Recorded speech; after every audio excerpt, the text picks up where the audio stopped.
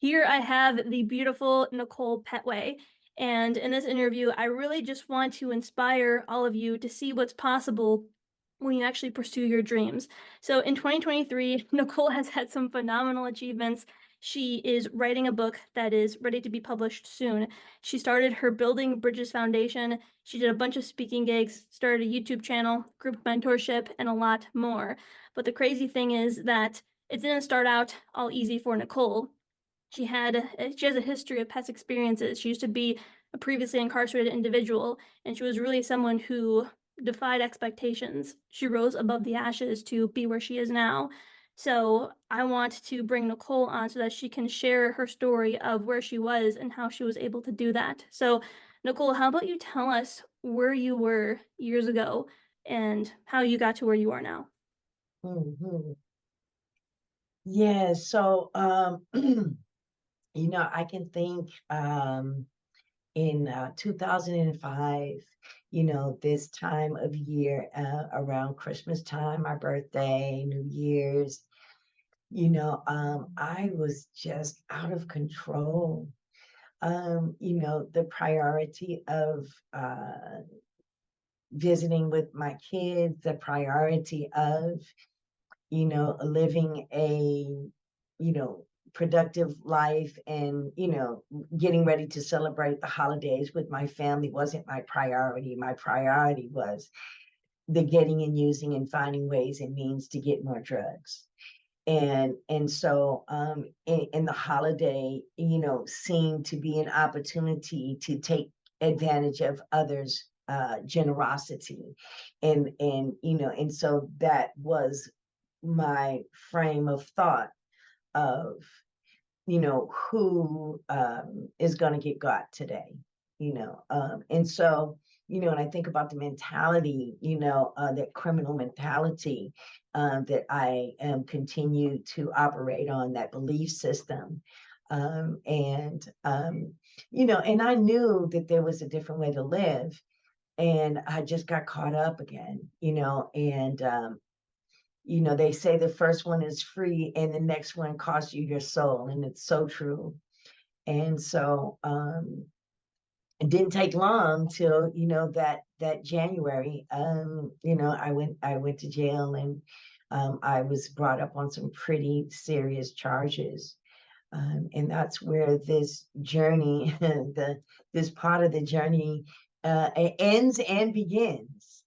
So around this time of year, I get to really reflect, especially around birthday, coming into a new year, looking at, all that, has and transpired, this year, all the opportunities. And I get a real sense of gratitude because I am living a life that I never thought possible. And like I'm living, a life that I never thought I could. I never believed in myself enough to think that I could live this kind of life. Yeah, so Nicole, question for you, because that dark place where you were, there could be people listening where they still feel like they're in that dark place. Maybe they're taking advantage of other people's giving nature. Maybe they're looking for drugs. Maybe they're causing trouble. And so what advice would you have for that person who's experiencing that now? Yeah. I mean, and I'll tell you, there's no judgment on my part, because I understand the nature of the disease of addiction. I understand how it gets woven into your character, right? You become a part of a subculture that makes behaving in this manner acceptable. But what I can say is that if there is any inkling of desire, if there's any small sense of hope that you have in wanting to do something different, like if you want to take advantage of the holiday season and of the giving nature of folks, take the opportunity that they're giving to get off the street and to find a new way to live. There are agencies that work, with harm reduction where, they just want you to look at your behavior and how can they help you, um, you know, with your behavior in a way that just lessens the harm and has you, just kind of like drifting, as a leaf in the wind, so to speak. So take advantage of the opportunities that are available right now. Families, reach out to us in ways that sometimes, is just come over and have some dinner, come over and be around family. Take that opportunity to allow yourself to remember what it was like not to have um, the focus of getting, your next, you know, fix be your focus for this holiday. So, Nicole, what about those who maybe don't have family? Maybe there's people out there who they're having difficult finding something to be grateful for. Do you have any advice for those people? How can they still find gratitude when it's hard to find something to be grateful for? Yeah, I understand that. But what I know to be true is that there are a lot of agencies that are out there right now that are available. There's Salvation Army here in the Bay Area. There's Glide Memorial Church. As St. Vincent de Paul. There are Catholic Charity, Season of Sharing. There is Episcopal Community Services, the Sanctuary, there's winter shelters. There are services that are available to folks to take advantage of if you're experiencing homelessness.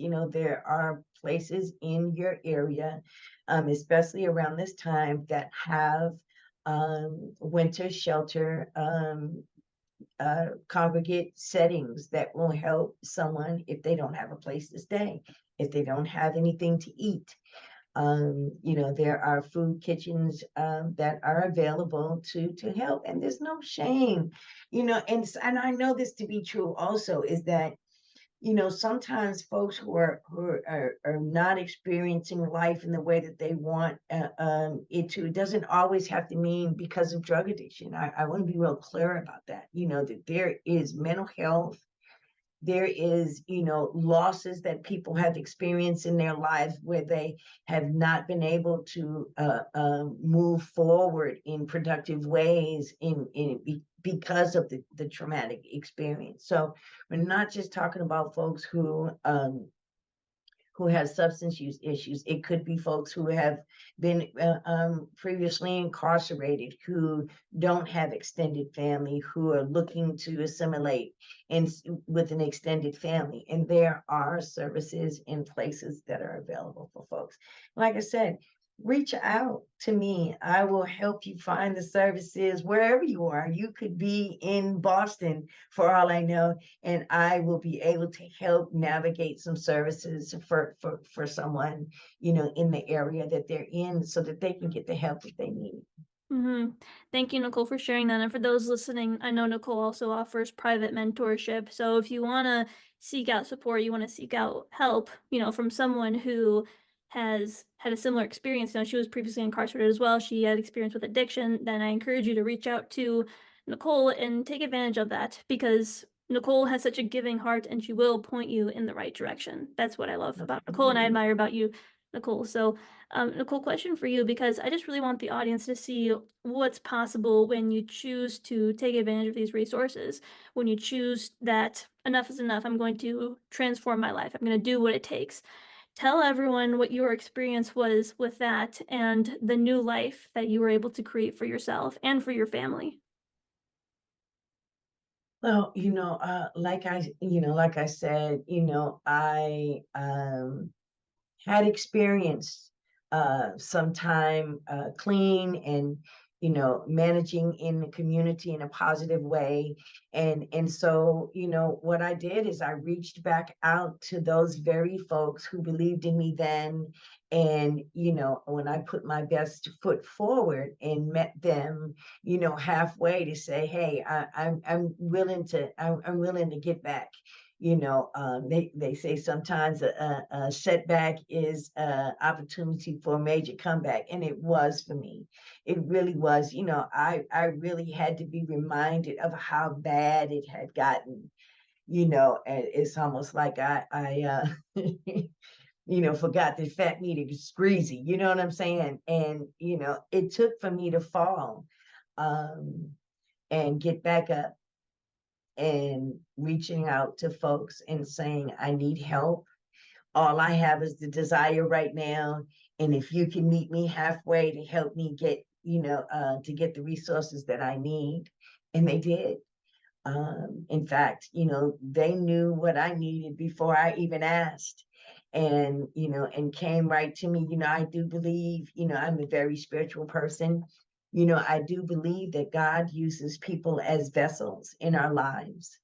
And God really navigated some wonderful, wonderful people to my life who just, I speak with them and communicate with them very often. They're my mentors. I look up to them.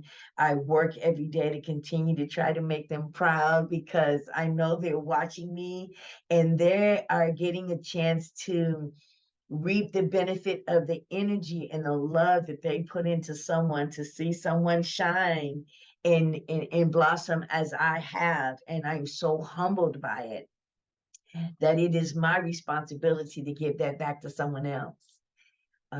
And so I'm just really grateful, going back to prison and, you know, um, I'm just so grateful. Yesterday I was with one of my granddaughters, taking her for her birthday to get her nails and her feet done. And, just walking, holding my granddaughter's hand, that's some priceless stuff that, at one point in my life, I didn't even feel that I was worthy of that. And so I have 10 grandchildren and I am a very proud granny. And even there was a time I could say, don't you call me grandma, but it is an honor today. And so, they call me mama, they call me Granny, they call me grandma. Just please call me, you Mhm. know?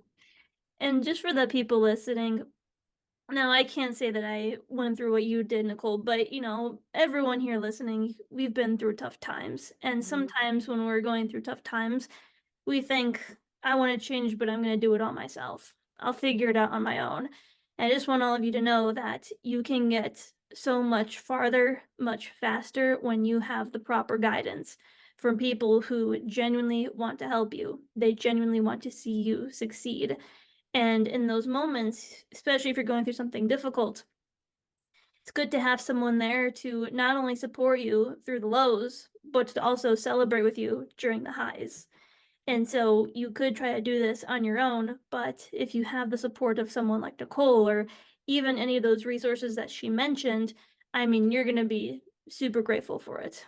And it'll get you so much further. And it's just nice to have that support along the way. So I'd really encourage you to get in touch with Nicole, start a conversation, message her on Facebook, send her an email, and I guarantee you that she will she will do for you what someone did for her. Absolutely. Meet you halfway and Yep. help you where you are. So, especially now around the holidays, no one should be suffering alone. If you have the desire, where there's a will, there's a way. So I just really want to encourage you, especially now around the holidays, to do it, not just for you, but think about your family, think about your friends, people who care about you, and or think about your future family, your future friends. Think about them because when you really think about it, it really goes beyond just you. There's a ripple effect. And I agree with you, Nicole. I think everyone's a vessel. And I think that God may have put in, people in your life for a reason. He may have put in this video in front of you for a reason. And this could be it. So it's kind of like in any story, you're called to do something. Like look at any movie, the Absolutely. hero's called to do something. And Absolutely. it's your decision to say yes and to embark on this phenomenal journey where you get to where you want to be. So I just wanted to spread that message to everyone. Absolutely. Yeah, Nicole, but tell everyone what's possible when you actually embark on that journey. Tell us about your book. Tell us about your business, the Oh speaking my gigs. goodness. Yes, yes. So I started an organization called Building Bridges Foundation. and it really is an opportunity for our agency to collaborate with community-based organizations.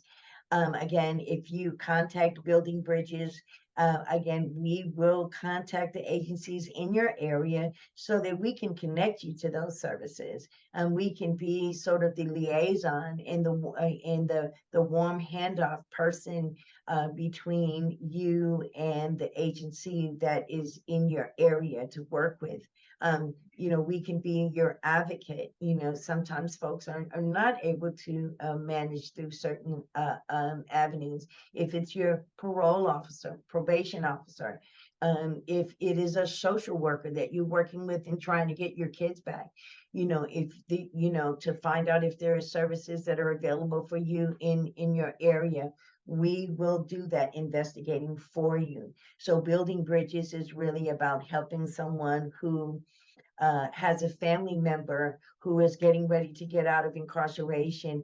What services are available for that person? What supervision are they on? Who their probation officer is? How can we talk with that probation officer to make sure that that probation officer knows this particular person has family, has the desire to want to do something different?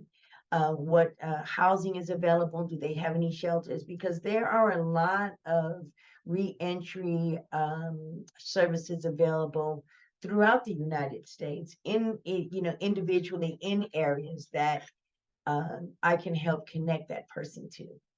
And I know the ins and outs of probation, parole, realignment, 1170 split, which is how folks are supervised, whether or not on the state level or on a county level, depending on the type of probation or parole that they're on. So we're familiar with how to get folks the services that they need.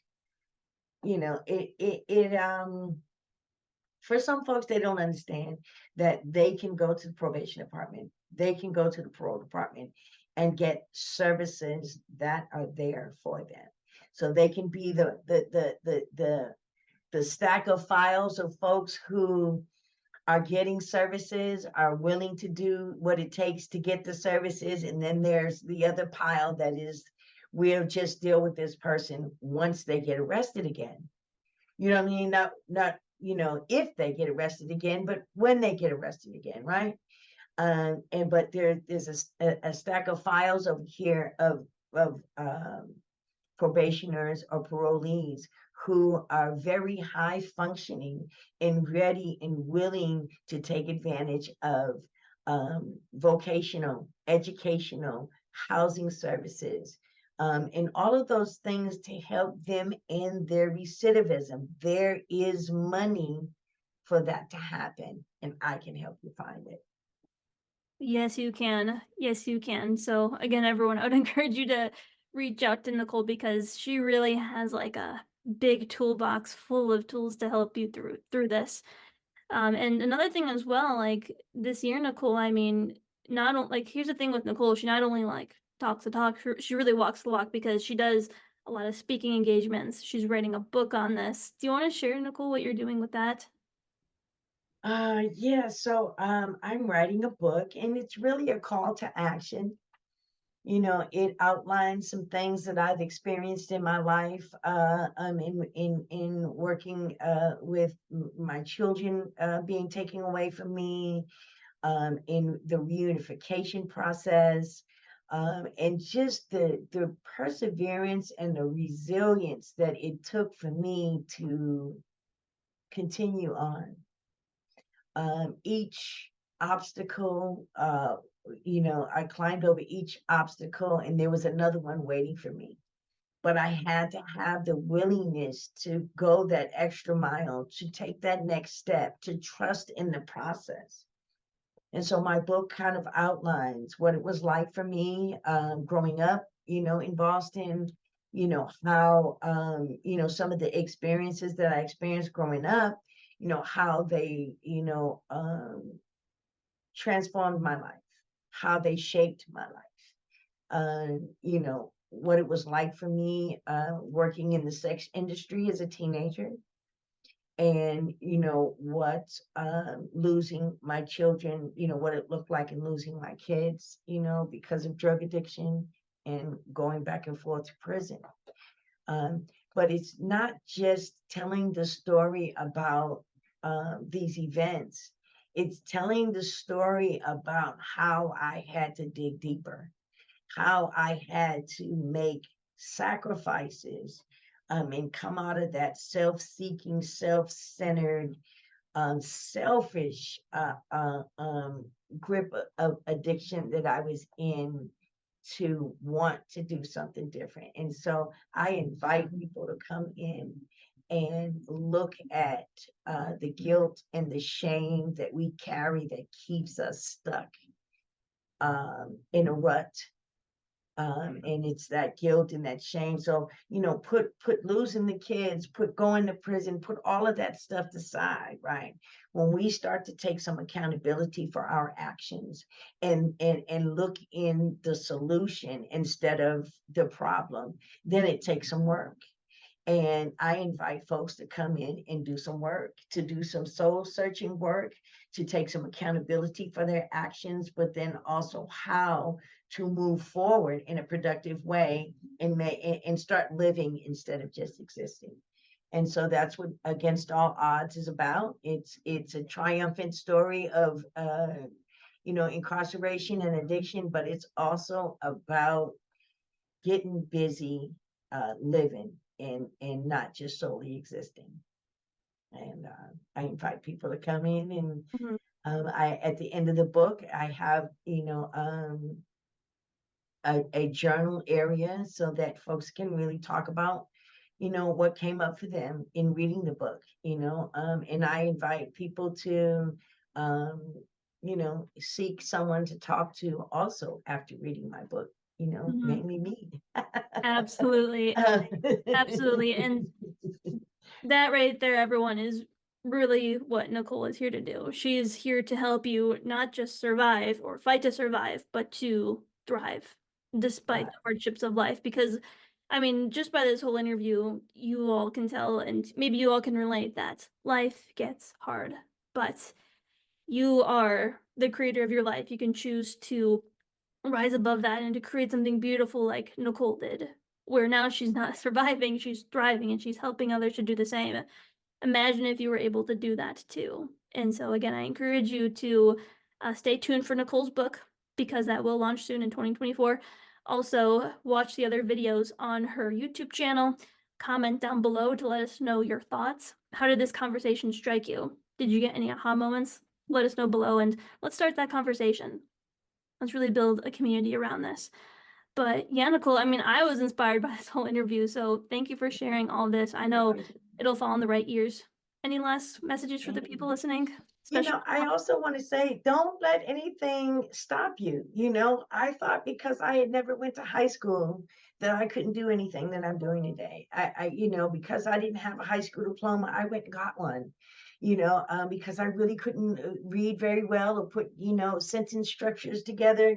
I sat with a tutor, and someone helped me, teach me. And so, you know, I allowed people to believe in me until I could believe in myself. And every time I took a chance on myself and put forth that effort, I graduated from City College, I graduated from undergrad and then graduate school, and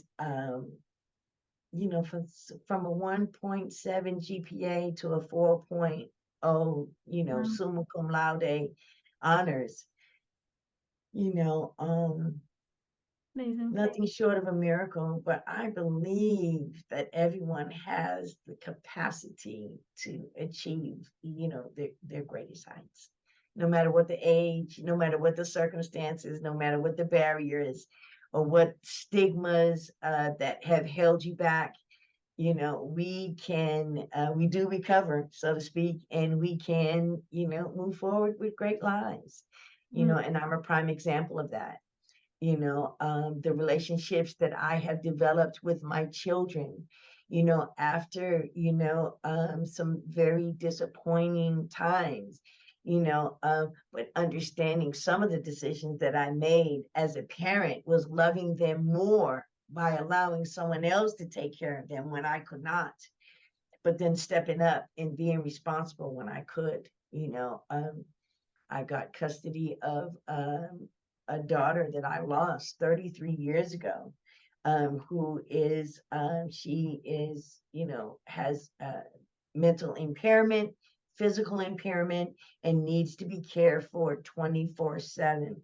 And I took that responsibility on almost 2 years ago now. And so, it's like that's just a blessing that is just unimaginable. And so the Wow. gift of that has just been amazing for me. And so, like I said, Nicole, you are an inspiration for all everyone listening. I'm sure you agree. Nicole is a phenomenal woman, a great inspiration, and it's just really amazing to watch Nicole. So I'm excited to see in the new year everything that you accomplish, but especially all the people who you'll help, all the souls that you will reach. So everyone, again, if you want to stay tuned for that, be sure to subscribe to Nicole's channel. But thanks everyone for tuning in, and we'll see you for the next video.